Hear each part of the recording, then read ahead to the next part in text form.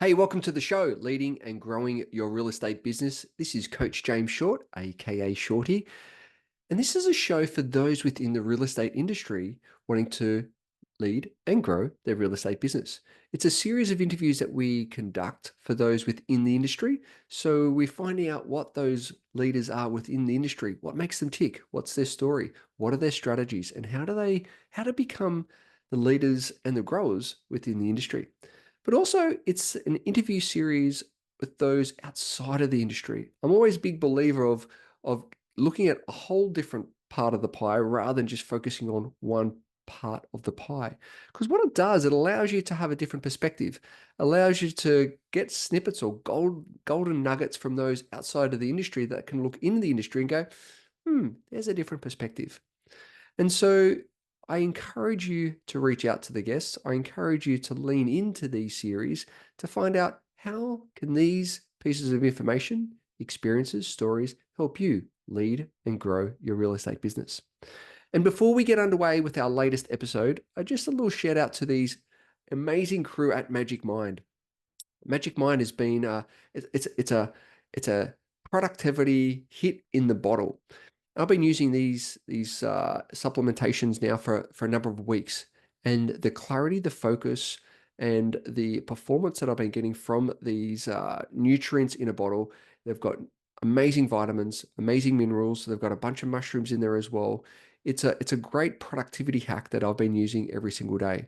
So if you want to try it out, head on over to www.magicmind.com/James Short, and you'll be able to get amazing discounts when you subscribe and when you try the product. And at the checkout, simply add in James Short 20 to get your discount. So head on over, Magic Mind, productivity in a bottle. Oh, I love it. Now, on with the show. And we are so excited to have this mover and shaker with us today. Oh my goodness, it's an honor and a privilege to have Grant Ian Gamble. Oh, Grant Ian Gamble is a strategic leader in the wellness sector, dedicated to enhancing holistic well-being through the development of wellness communities. As a member of the Global Wellness Initiative, the GWI, Wellness Communities and Real Estate Initiative, Gamble plays a pivotal role in shaping the future of wellness-focused living environments. I can't wait to unpack this a little bit more. His work involves collaborating with experts and stakeholders to integrate wellness into commercial, retail, and residential design and development, ensuring that communities support the physical, mental, and social health impact of their occupants and residents. Such a needed thing out there right now. Gamble's extensive experience in organizational leadership and wellness has positioned him as a thought leader in the industry. He advocates for sustainable and health-centric building practices, championing the creation of spaces that not only nurture well-being, but also foster a sense of community and connectivity. His vision is driven by the belief that well-designed wellness communities can significantly enhance the quality of life, making a profound impact on society's overall health and happiness. Check him out, grantiangamble.com. Grant, honor and a privilege to have you on the show today. Wow. Where do we go? Where do we go? Welcome, mate. Thank you for joining me. Thanks, James. It's lovely to be here, mate.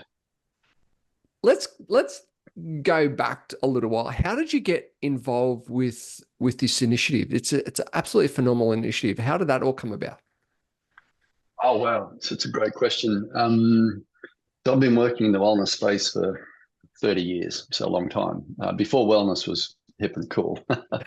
And in that journey, I started to do larger campuses, mixed-use campuses, and I had this vision or thought that maybe we could create whole communities based around wellness. And my wife and I worked on this extensively for a number of years, and we were traveling during COVID. Actually, we sold our house and jumped on a bus and traveled around the US, and we were hunkered down in a little fishing village in the bottom of the Baja over winter, and we wrapped up sort of the finishing touches on this wellness community model.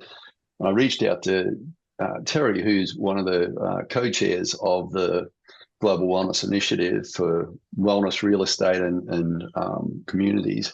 And Terry loved what I described to her. And so we visited with her as we drove north through San Diego, and she absolutely loved the concept. So she invited me onto the initiative at that point. So it's about over 3 years ago now. So that's how I got pulled into it, and it's been a wonderful learning curve and sharing experience since. Incredible. And if you go on for the listeners on Grant's website and have a look at some of the projects, it's absolutely just been phenomenal that what you've designed and what you've created. What's been some of the, I mean, you look at the impact that these initiatives have and these projects have.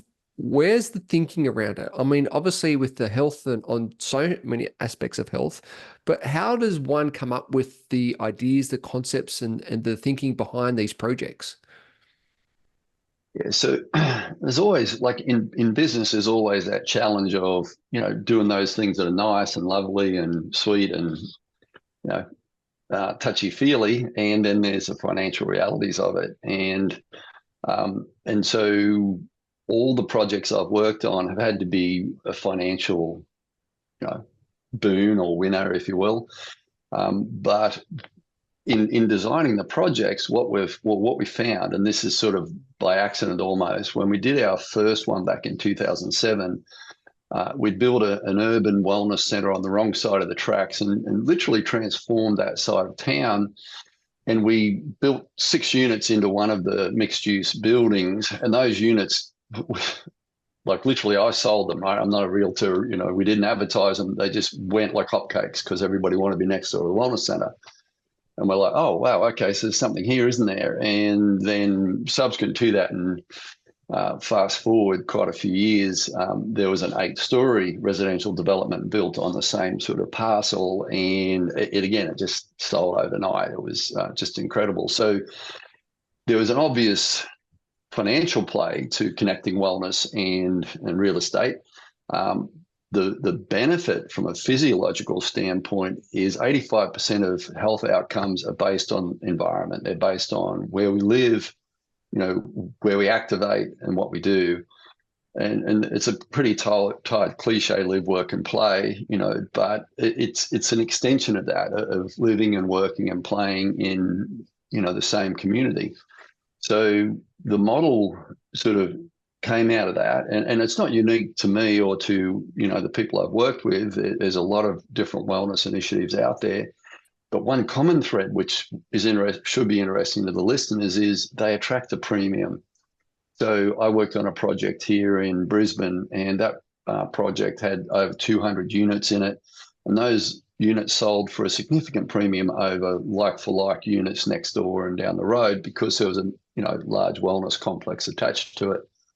So it's a good thing to do because it helps people's health and wellness and well-being, but it has a financial implication, and those financial benefits vary, and there's a lot of different sided examples of this, but can vary from the teens in terms of percentage over like for like up into, I've heard some crazy numbers in the 30 and 40% premium for Wow. project where there's true wellness associated with it.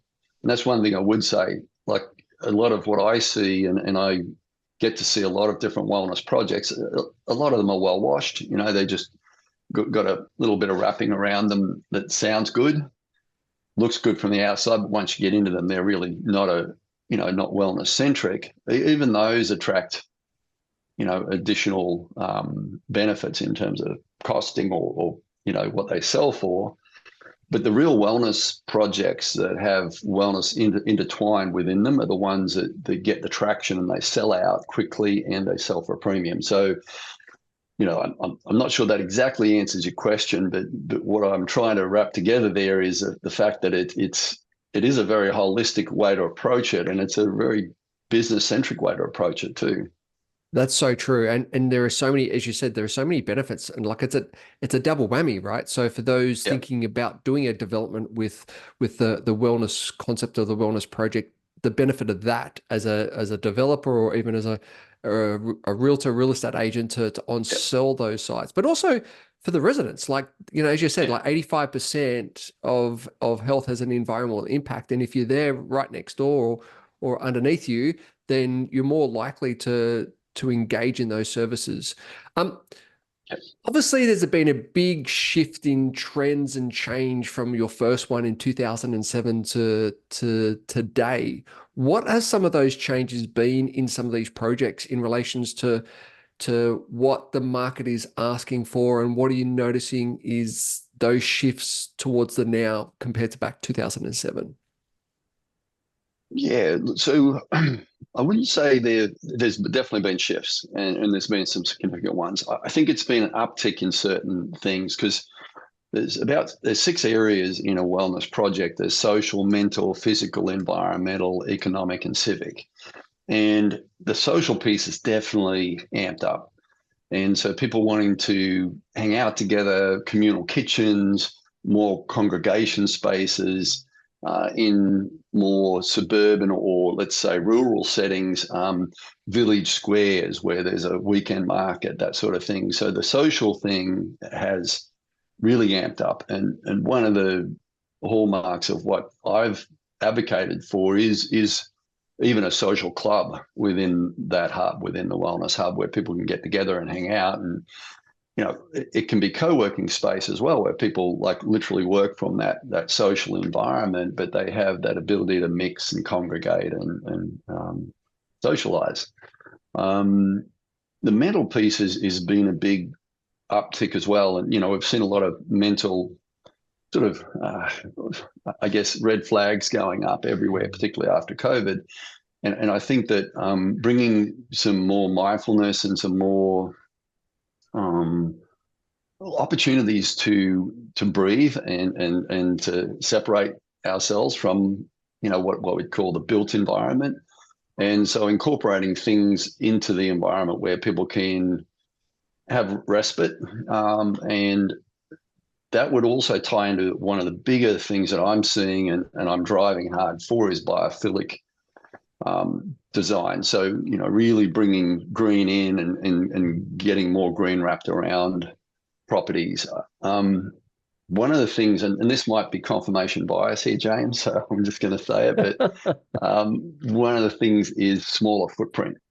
Yeah. I was in the States for 20 years and I fell prey to this. We had a massive house with lots of rooms, you don't use, and I'm seeing a shrinking of that, and it's welcome because the physical footprint of what we build does impact the environment as well. And so where I'm going with that is, if you've got an 800 square meter block in a development, for example, in what I think's the better balance is a smaller house on that block and more nature in and out.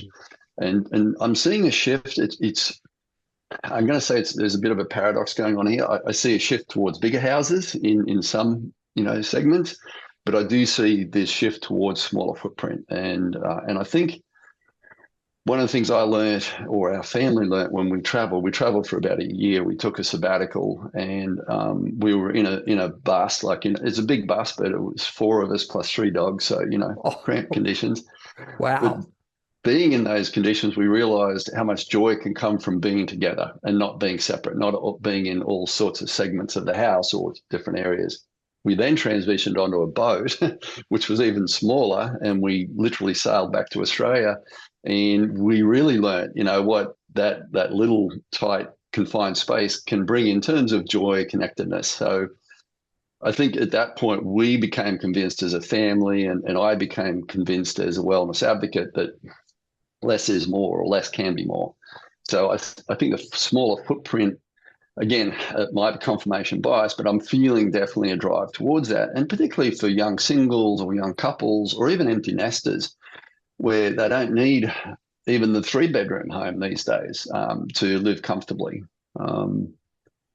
Integration of the physical elements. I'm seeing a lot more, like not just trails and not just the mandatory gym.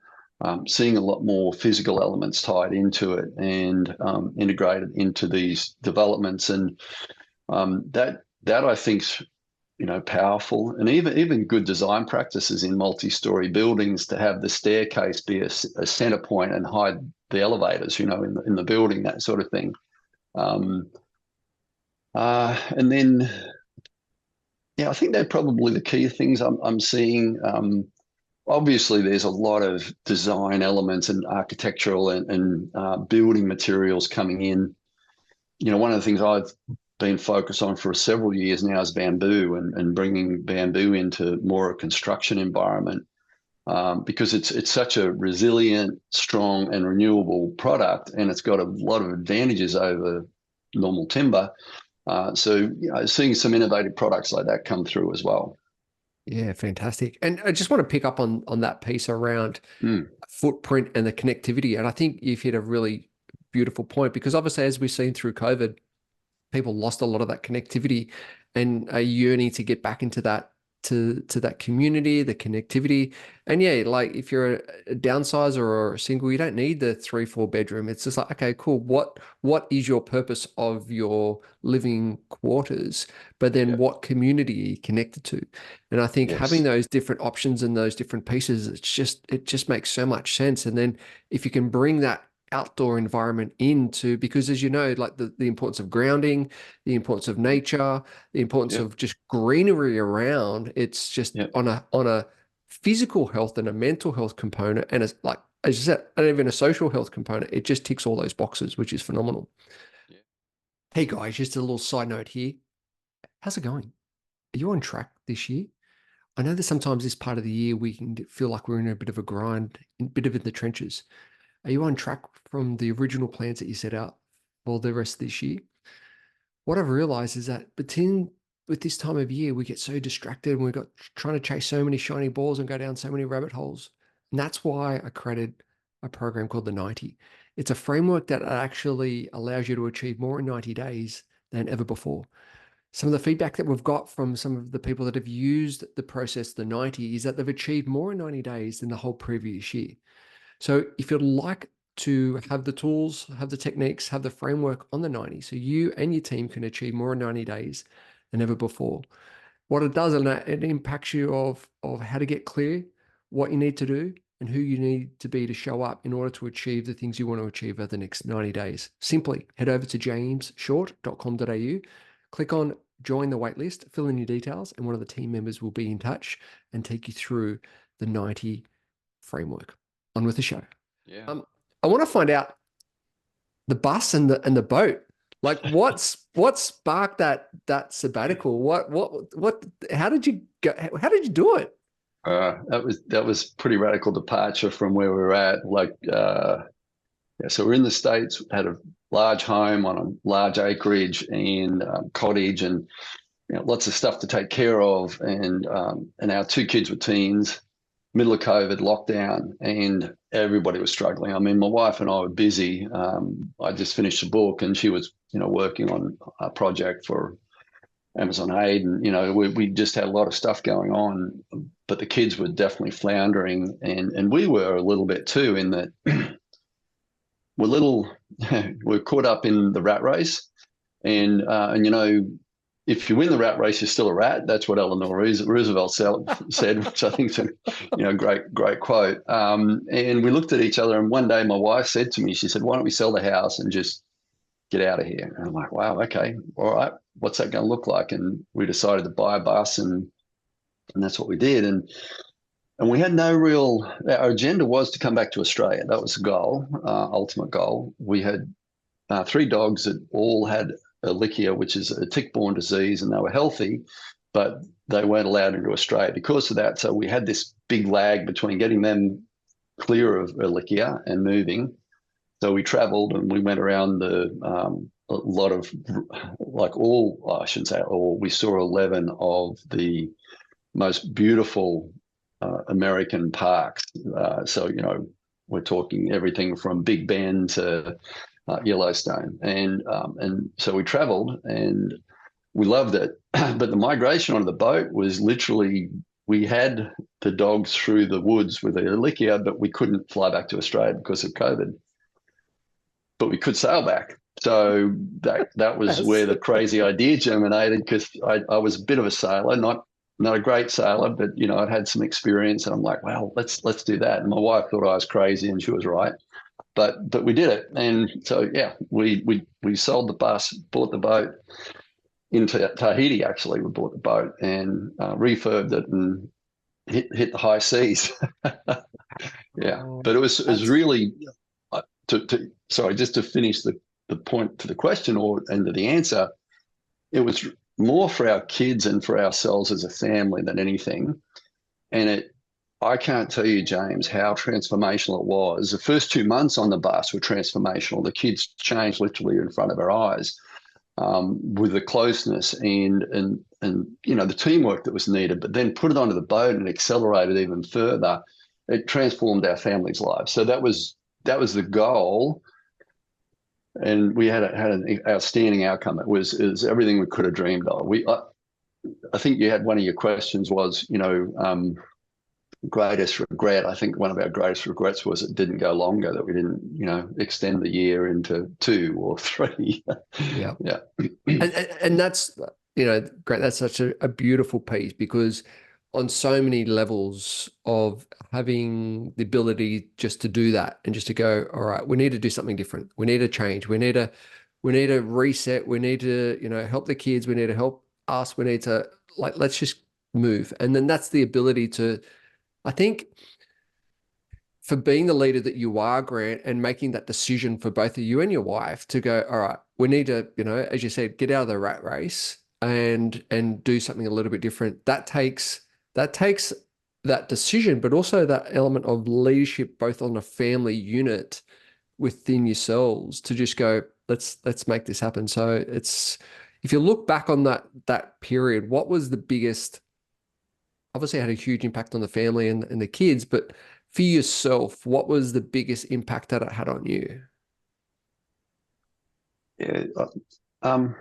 James, there was so many layers to it, and what was going on, around the world was there was so much upheaval and disruption.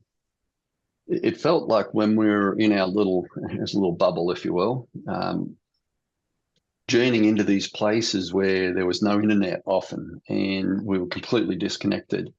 Um, I think having that time and space was incredible. I think for me, the logistics piece of it was great. I love logistics, right? So I've done a lot of Obviously, development what work you and do, stuff, what and you yeah. know. So for me, there was always planning involved, and I love planning. So it was, I was in my sort of element, because there was a lot of change, a lot happening, but it allowed me to really sort of forge a path, and a safe path too, because we're in Mexico for 3 months, and some of the areas down there, they're not as safe as you'd want them to be, and there was a lot of situations where we got into trouble, but we pulled ourselves out, and so it really helped fortify my sense of self and capacity, capability, but also our kids, like our son, when we were at sea, and we got into some pretty big storms and had some. My wife would describe them as terrifying moments, and I'd say scary moments, definitely. um, Jack just came into his own, and it was just tremendous to see. And you look at him now, and our daughter, for her to even go along on this adventure, not that she had much of a choice, but she did. She willingly went along, and yeah. So watching their transformation really transformed me too. To see, it was like a rite of passage. You hear about there's initiation ceremonies that happened in previous generations, and we see a little resurgence of that. This was like our family's initiation over a year. It was incredible. So yeah, we'd fill 2 hours with the stuff that happened to me alone, let alone what happened to the kids. But it was transformational, and it really reminded me how important not just family is, but community is, because we did end up in a variety of different communities over time. And the sailing community is a very close-knit community. because those people have been through some stuff, right? And you're sitting, at the dock and chatting with somebody or loaning a tool to them or getting something off them. There's a lot of exchange, and it's a beautiful thing. But those people, goodness, they're just there's such a resilience and a beauty in them, and a toughness, but also a kindness. Like, it's just, yeah, to be dropped into those communities was, again, we went through many lifetimes in a very short time. Yeah. That's beautiful. That is absolutely beautiful. And I just want to take a piece of what I mentioned before around leadership, and just to go a little bit sideways is coming back to the organization. You've been a part of many teams of leading many teams. You've seen other leaders in other fields. What are you noticing around the leaders of today? What are you noticing about what are they leaders of today getting right, and what are some of the leaders today getting wrong, and what can they do about it? That's a great question, James, because I do think about this a lot, actually, because in my work, I'm involved in leadership and organizational health. I also sit on GWI, which is Global Wellness Institute's workplace wellbeing initiative. So I'm actually on that initiative as well, and have a real interest in that space. What I see, what's interesting, I see a lot of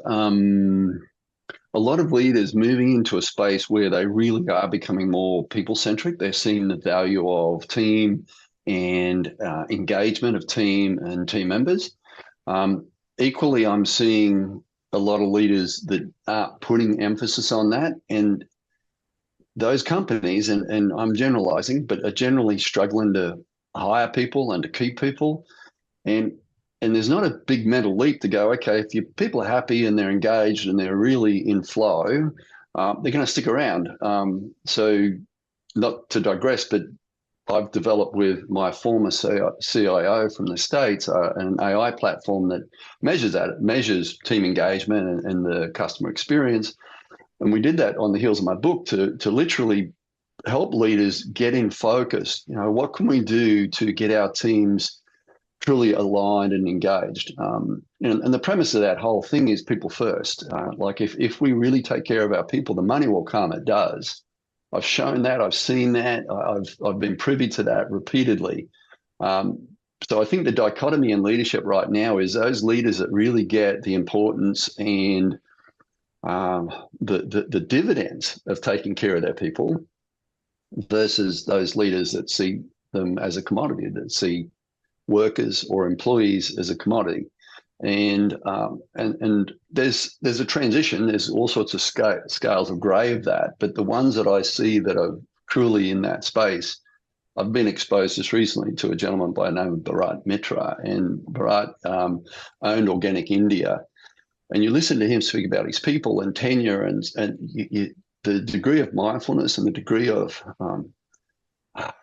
just understanding of the value of those people, that are everything from his farmers all the way through to the people that were in the shop selling the product. His commitment to that built, a billion-dollar company, like a company that he recently just sold. And I've seen it repeated, James, over and over again. But I also come into companies or in privy to companies that haven't seen that, and it really starts with leadership. It does. You're spot on. It begins there. Yeah, Definitely. Share us though the impact that the platform that you've created has making an impact for the businesses out there, because it's absolutely phenomenal, and I want to sort of unpack that with you, because I think this is a great opportunity for people to lean into a platform like this. Share us what are you doing out there with it?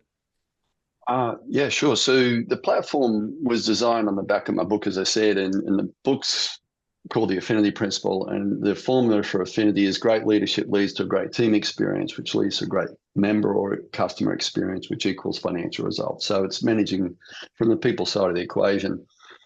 And we've built a platform that measures the team engagement, and it looks at it in a very holistic way. But it doesn't just look at the numbers. It's not just a dashboard. It actually brings in sentiment. So it really looks at what's underpinning those trends. And then we look at the downside, or the downstream effect of that, which is a customer experience. And so if the team's doing really well, they're in flow, they're engaged, then the members or the customers are going to do well.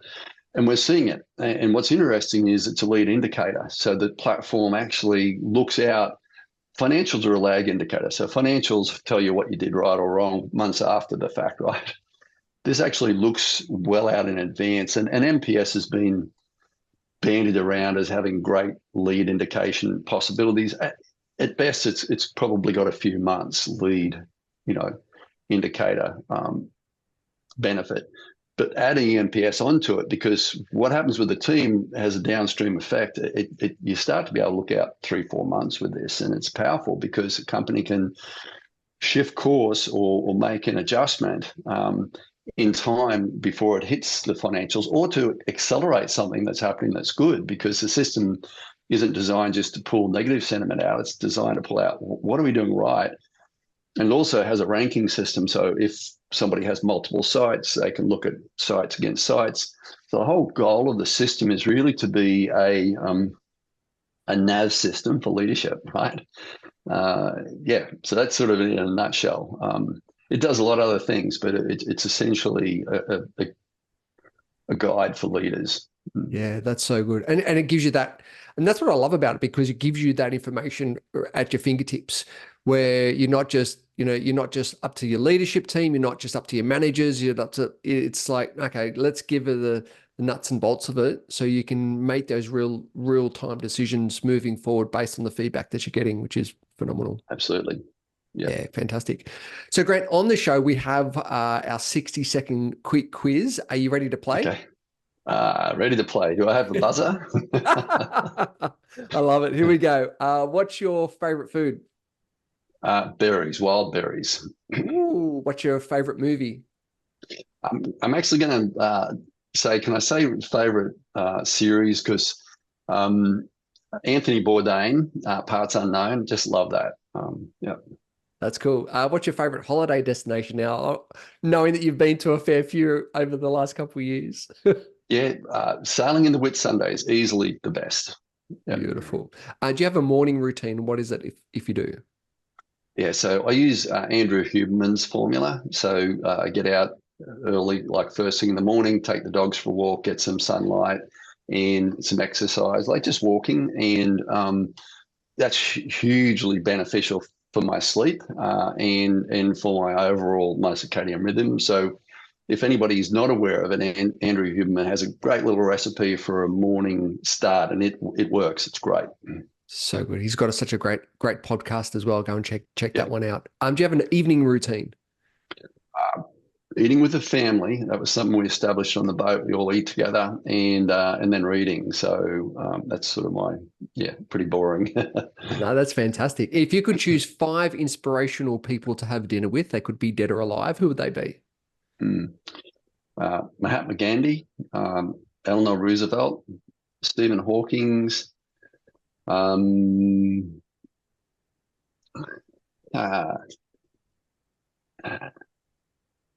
Dalai Lama, and Nelson Mandela.